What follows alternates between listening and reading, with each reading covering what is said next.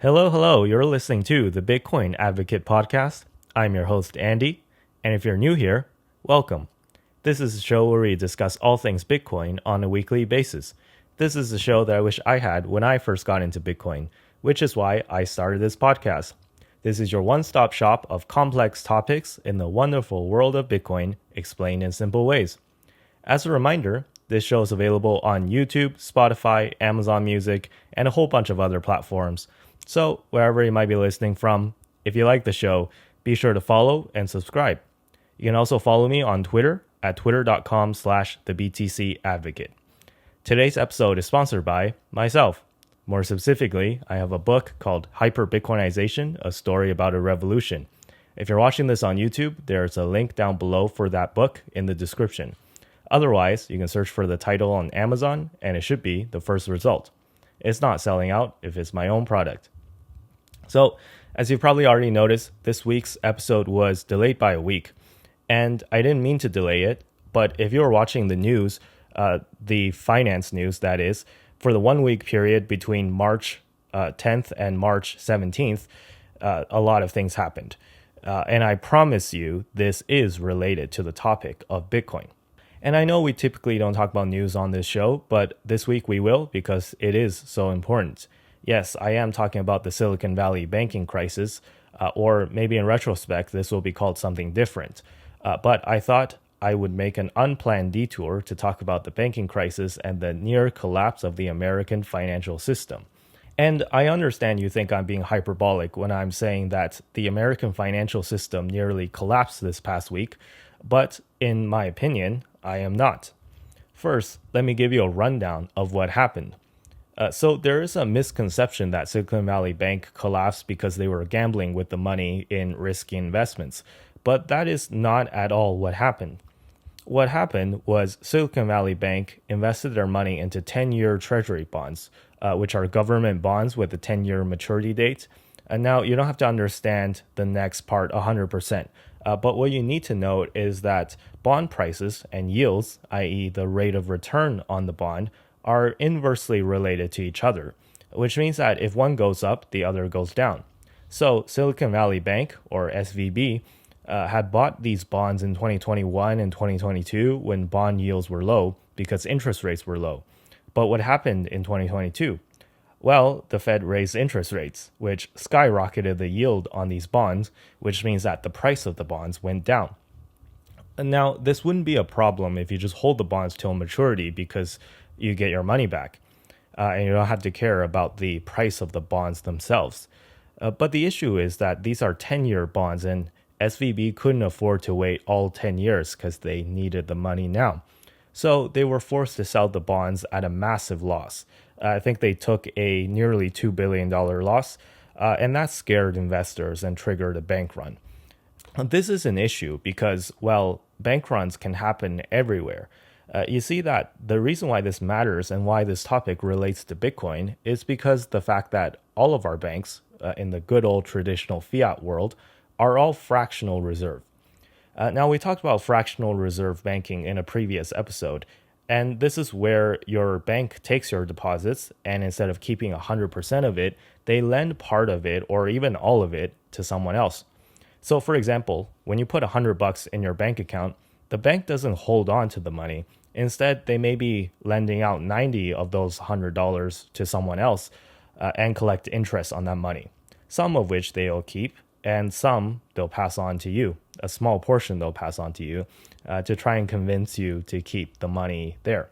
The issue then becomes if the person who borrowed the $90, if they decide to put their money in their bank account, which then allows their bank to lend out a large portion of it, you can see the problem. The cycle goes on and nobody actually has all the money. Meaning that if everyone, for whatever reason, wanted to withdraw all their money at once, no bank would be able to fulfill their withdrawal requests.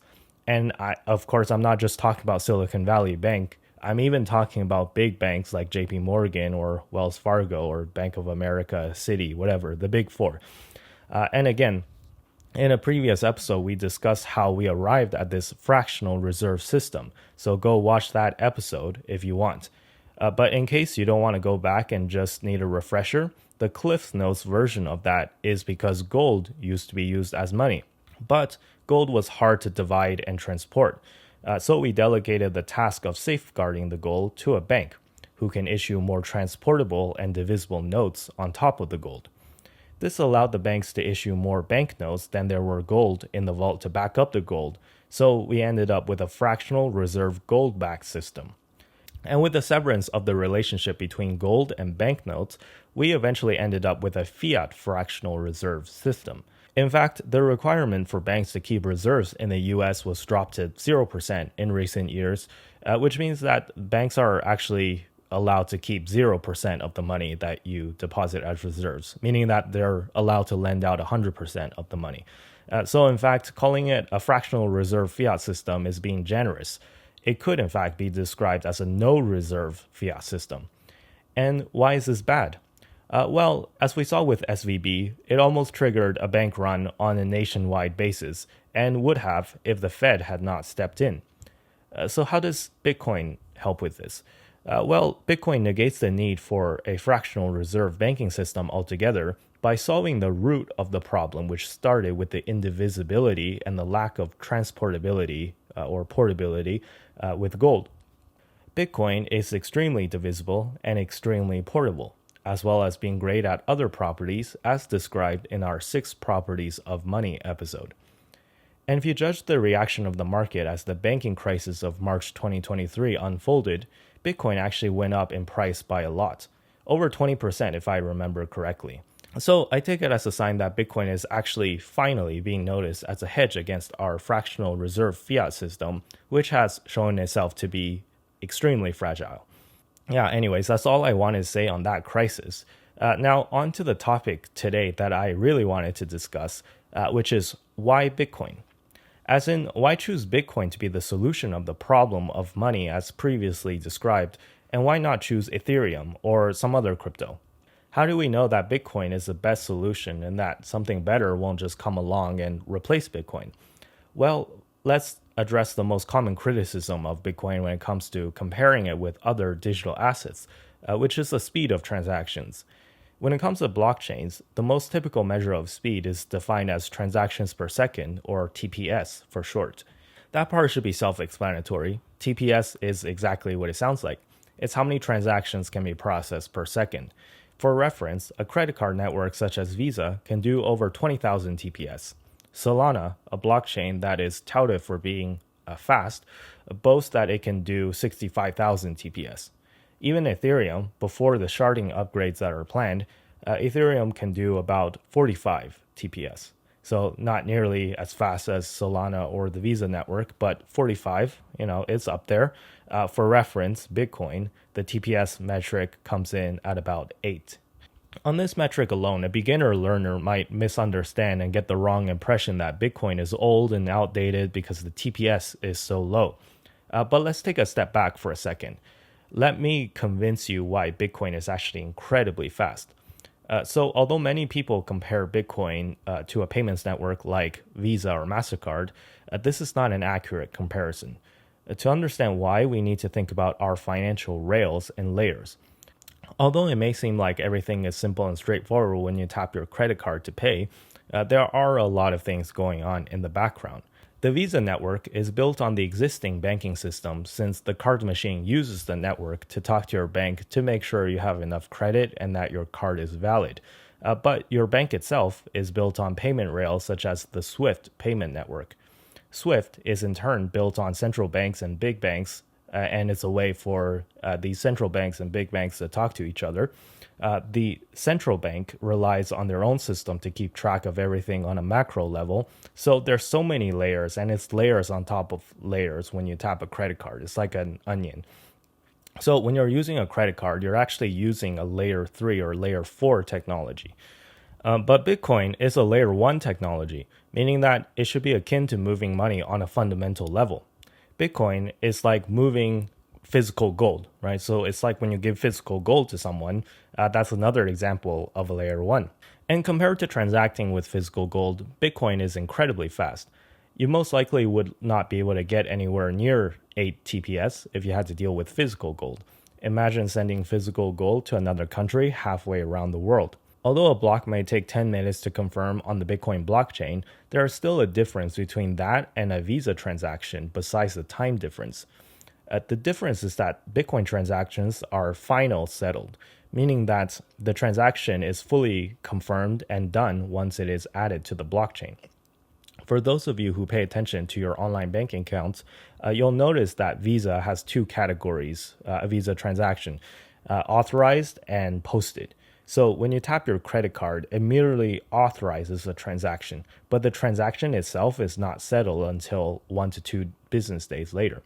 This means that Bitcoin is actually faster than Visa by measure of settlement time.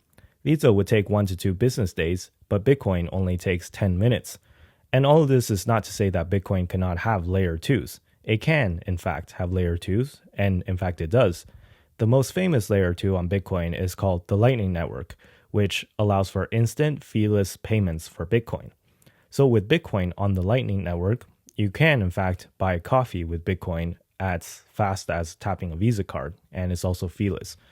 And keep in mind, when I say feeless, feeless means for you and for the merchant, whereas Visa would actually charge the merchant a fee, although it would be free for you. So compared to any traditional layer 1 monetary network, Bitcoin is by far faster than all of them. But of course, I can already hear you arguing, what about other digital assets like Solana and Ethereum, like you just mentioned about 30 seconds ago? To explain why Bitcoin is a better monetary network than other digital assets, we must first talk about the Blockchain Trilemma. The Blockchain Trilemma is a set of 3 properties where the maximization or optimization of 2 of the 3 properties leads to a deficit in the 3rd property. In other words, out of 3 things, you can only pick 2. So an example of a trilemma might be if you're a college student, good grades, sufficient sleep, and a vibrant social life forms a trilemma. As in, ideally, you want all 3, but in reality, you can only do 2 and sacrifice the 3rd. The blockchain trilemma is between the following 3 properties: security, decentralization, and scalability. Bitcoin was designed from the ground up to maximize security and decentralization while sacrificing scalability.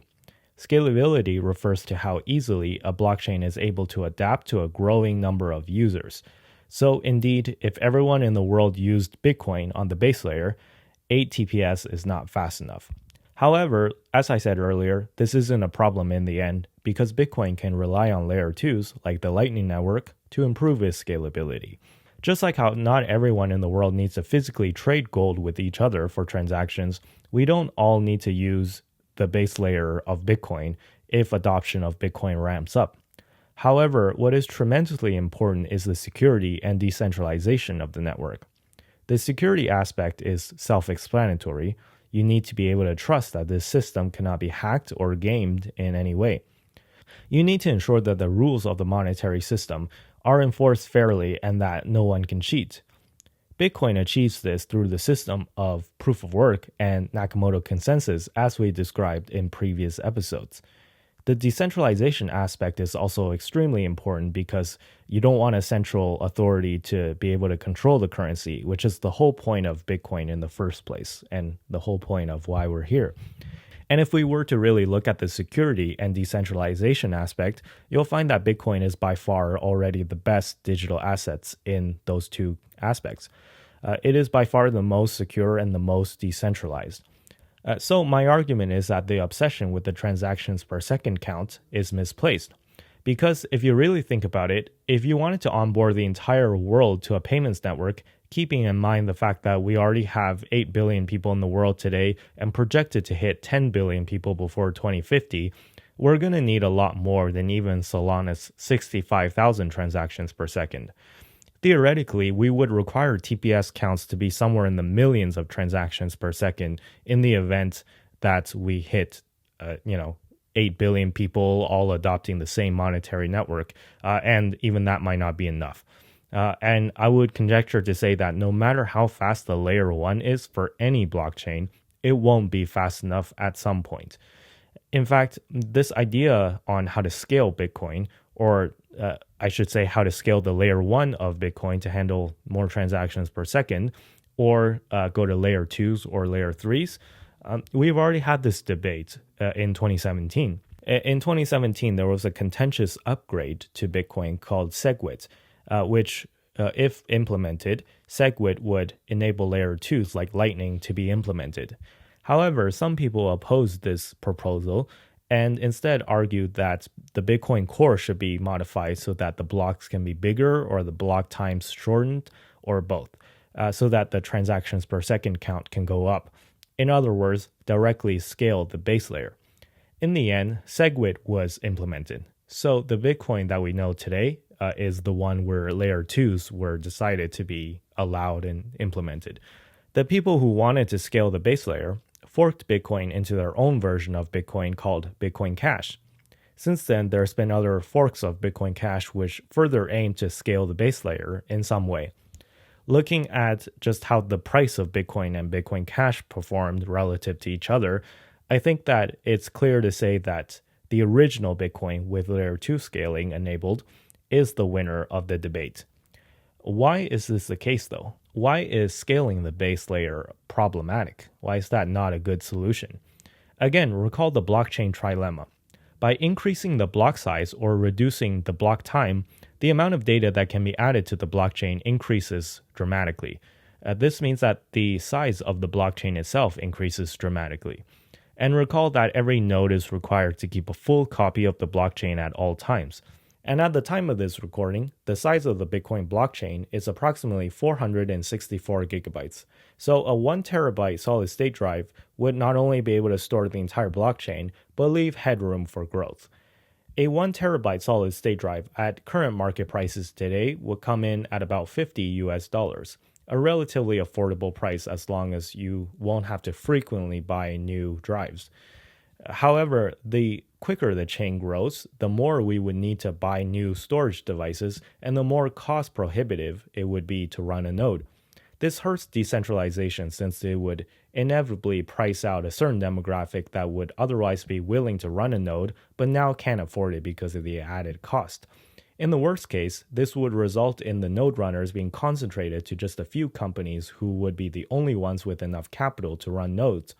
So as you can see, the increase of the block size or decrease of the block time is just trying to achieve scalability while sacrificing decentralization. As the famous American economist Thomas Sowell once said, there are no such things as solutions, only trade-offs. So when it comes down to trade-offs, we have to decide what trade-offs are we willing to make to scale Bitcoin. With layer 2s, I would argue that the trade-off is that we make life a little less convenient for people since we now need to convince them to onboard them to a layer 2. So no doubt this creates more complexity and increases the learning curve for Bitcoin. However, this trade-off, I would argue, is a lot better than many of the alternatives since that it does not compromise the security of or decentralization aspect of Bitcoin and will just need people to pay more attention and be more willing to learn, which I hope is not too tall of an order. So in conclusion, the reason why we can't simply just make a better Bitcoin is because if the upgrade is small enough such that it does not compromise the security or decentralization aspect of Bitcoin, but make scalability better, then we can simply just apply that upgrade through a soft fork. And such upgrades have already happened to Bitcoin in the past, such as the Segwit upgrade that I mentioned that happened in 2017 and the Taproot upgrade in 2021. If a change is so large that it creates something that's totally different than Bitcoin, then it would have done so by sacrificing either the security or decentralization aspect. If not, it would be the previous option where we just upgrade it through a soft fork. Okay, so I think that's good enough for this week. I will leave it here. Hope you learned a lot and hope I explained everything properly, and I hope you enjoyed this week's episode. Next week, we'll discuss an absolutely huge topic that is a giant point of contention right now, which is Bitcoin's energy usage and whether that's a problem or not. I think you already could sense which side of the argument I'm on. But anyways, thank you for listening, and I'll see you all next week. Thank you.